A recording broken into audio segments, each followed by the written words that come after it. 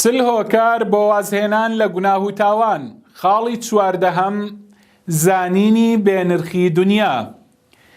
خوشتی ڕێزدارم، برای ئازیز و خۆشەویستم، ساتی ئەوەیە کەوا تۆزێک بیر بکەینەوە لە بێنرخی ئەم دنیاە، ئەم ژیانەی کە ئێستا تێیدا دەژین.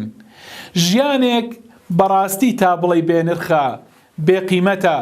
ئەمە وتەی خوای پەروەردگارە کە دەفەرمێت وما الحياة الدنيا إلا لعب ولهو وللدار الآخرة خير للذين يتقون أفلا تعقلون.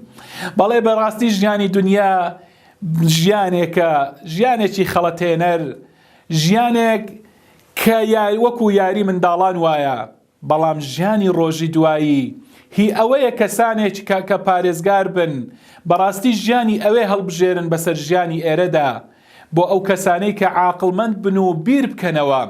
خوای پەروەردگار لە ئاەتێکی تردا دەفەرمێت وما الحياة الدنيا إلا متاع الغرور. دەفەرمێت ژیانی دنیا بێجگە لەوەی کە لە ڕابواردنێکی خەڵەتێنەرە بەڕاستی هیچی تر نییە. بەڵێ ڕابواردنێکی خەڵەتێنەر کە بەڕاستی هەڵمان دەخەڵەتێنێت، بێ ئاگامان دەکات لە ژیانی هەتا هەتایی، ژیانێک کە هەتا تێدا دەمینیتەوە.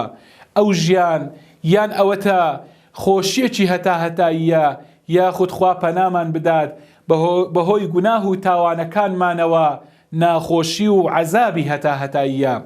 ئیتر تۆ چۆن وا دەکەی ئەم ژیانە دنیایی، ئەم ژیانەی کە ئێستا تێیدا دەژین، ئەم ژیانە بێنرخە، چۆن هەڵی دەبژێری بەسەر ژیانێکی هەمیشەیی خۆشگوزەرانیدا؟